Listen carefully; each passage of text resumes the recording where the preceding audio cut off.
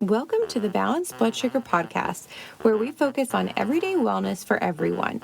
I'm Adrienne Wheat, a registered nurse, here to share tips, habits, and lifestyle shifts that can help you feel your best by stabilizing blood sugar and improving your overall health. Everything we discuss is designed for general health and routine education because everyone deserves to feel empowered with the right information. But I'm not your personal nurse, so make sure to check with your healthcare provider before making any changes. Let's dive into today's episode. Hey friend, and welcome back to the Balanced Blood Sugar Podcast. I'm your host, Adrienne Wheat, registered nurse, holistic wellness guide, and lover of anything that makes life feel a little simpler and a more grace-filled. So today's episode is for you if you wake up feeling behind before you even get out of bed, mornings feel rushed, chaotic, or just plain blah, and you want to support your blood sugar, but don't have an hour to devote to a wellness routine. Because here's the truth. You don't need a 90-minute morning routine to make a difference. You need 5 intentional minutes. That's it. And in this episode, I'm walking you through a 5-minute morning rhythm that I personally use and recommend to others. To reduce blood sugar spikes, lower cortisol levels, support your mood, and create an anchored, peaceful start to your day. So grab your coffee, take a deep breath, and let's simplify your mornings together. So why do mornings matter for blood sugar? Here's what the research shows. Cortisol is naturally highest in the morning, which isn't bad because it's actually the hormone that helps you wake up and get moving. But if your mornings are chaotic or stressful, cortisol can stay elevated longer than it should. And elevated cortisol equals increased blood sugar, even if you haven't eaten anything yet. Pair that with skipping breakfast, slamming caffeine before eating, or rushing out the door, or immediately scrolling social media, and you've got a recipe for blood sugar dysregulation before you even hit 9 a.m. And this is why I believe the first 5 minutes of your morning are sacred. They can either ground your nervous system and steady your hormones, or spin you into reactive mode. And the good news? It doesn't take a total lifestyle overhaul. Just 5 intentional minutes can shift everything. Also worth mentioning, studies have shown that eating soon after waking, ideally within 60 to 90 minutes, can actually support steadier glucose control and metabolic rhythm throughout the day. That's why your morning matters, not just spiritually or emotionally, but physiologically too. So let's talk about our grace-filled, blood sugar-loving 5-minute morning rhythm for some time in your morning. Not necessarily the very first 5 minutes if you're being woken up by a toddler or whatever, but the soonest you can get this into your day, the better it's going to be for you. So minute 1, start with 60 seconds of quiet. No phone, no to-do list, just sit up in bed or step outside if you can and anchor your mind in truth. You can even choose one verse to meditate on. A few of my favorites are Zephaniah 3:17, "The Lord your God is in your midst, a mighty one who will save. He will rejoice over you with gladness, and he will quiet you by his love. He will exult over you with loud singing." I love that one. Just thinking about how the God of the universe is singing over me makes me smile. Or you could try John 16:33. "In this world you will have trouble, but take heart. I have overcome the world." Or Isaiah 26:3. "You will keep in perfect peace those whose minds are stayed on you." This moment isn't about performance. It's about presence and refocusing and renewing your mind with peace and truth to frame your day. Breathe, pray, and receive the peace that surpasses understanding. Minute number 2, light and movement. Step outside or near a non-tinted window and get some natural light on your skin and eyes.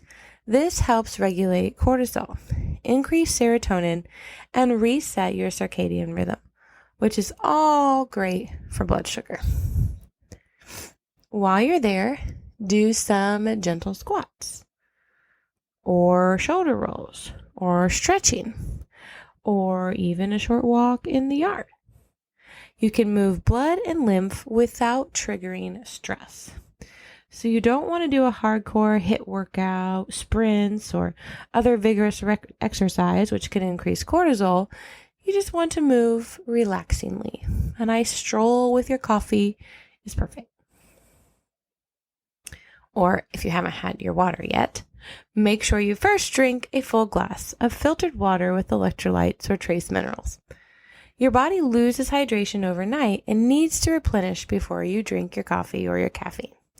So like we've talked about in previous episodes about habit training, try and link your first cup of water to your coffee and train your brain to think the thought, before I drink my coffee, I'll drink 1 cup of water as often as possible, and it will soon become second nature. And set yourself up for success the night before. For example, I set my coffee mug under the water filter to make sure that's the first thing I do in the morning before my coffee. You can also add a splash of lemon juice or apple cider vinegar for liver and digestive support. Next, for minute 4, protein first. Even if you're not really hungry yet, prep or eat a small protein-rich snack. This could be a boiled egg, a scoop of collagen in your coffee, which is my go-to. I'm not usually a huge eat breakfast right when I wake up type of person, but I do like my coffee. So I typically will grab a cup of coffee, dump a scoop of protein powder in, and we're already off on our day. Collagen protein powder. And we're already off on our day. You could also try a spoonful of almond butter or a slice of turkey or meat or a cheese stick. Protein first keeps your blood sugar stable for hours and helps curb cravings later in the day. In minute 5, take 1 final minute to look at your day with intention. Choose 1 or more of the following to think about. What are your top 2 to 3 priorities? Or even 1 if you've got littles at home like myself or you work full time. Where might stress or temptation sneak in, and what can you do to prepare for it ahead of time? Maybe you can prep some snacks or have some breathing exercises ready. What do you need from the Lord today? As he says in James 4, you have not because you ask not. And contextually, this means asking for things with the right motives, which includes learning to be a good steward of your health and life. So if you need some help from that aspect, he will totally help you out. And then pray over your schedule. Surrender your plans. Ask for wisdom, grace, and energy to steward your health and life well today.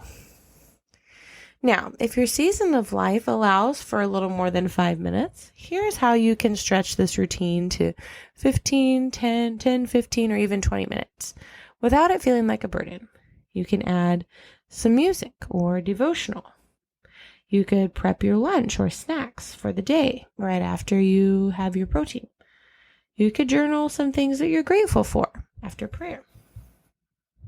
These little extras help build momentum and give you some more traction as your day unfolds. Now let's talk about some frequently asked questions and common struggles. What if I have kids climbing on me the second I wake up? I totally get that one. Try waking up 5 minutes earlier, even if that means 6:15 instead of 6:20.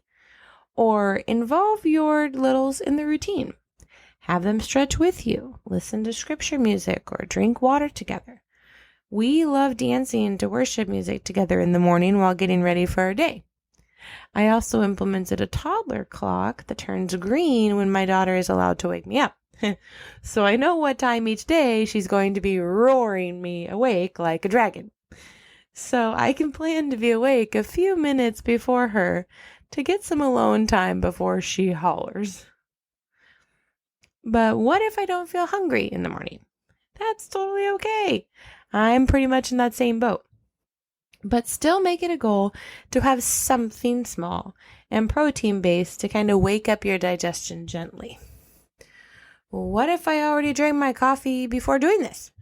No guilt. Just aim to have your water and protein as soon as you can afterwards. Grace and progress over perfection, always. And what if I'm not a morning person? This routine is not about being a morning person. It's about honoring your body's need for rhythm. So even if you wake up at 9, 10, 11, 1 p.m., you can still anchor your day well. Can I use an app for my Bible verse? Of course. I love the YouVersion Bible app for this, but I recommend keeping your phone on Do Not Disturb or sleep mode so notifications don't hijack your stillness. Now, friend, on a final note, here's what I want you to know. Consistency beats intensity. You don't need a cold plunge, a 6 a.m. gym session, or an elaborate smoothie breakfast. What you do need is intention and a little room to breathe before the world starts pulling on you. So this 5-minute morning, it's a tiny hinge that swings the big door. It says, stewarding my body matters. Stewarding my peace matters. Because stewarding my life matters. My life is made up of all my little choices. So when your morning starts anchored, the rest of the day feels less like a battle and more like a rhythm. So friend, here's your challenge for the week. Try the full 5-minute morning routine at least 3 times this week. Journal how you feel before and after each time, especially notice energy, cravings, and mood. Bonus points if you take a screenshot of the place you are listening to this episode and share your 5-minute plan on Instagram or Facebook and tag me. I'd love to see your space or hear your favorite morning verse. And remember, you are fearfully and wonderfully made. God's mercies are new every morning, and even if the baby cried all night or you forgot your protein.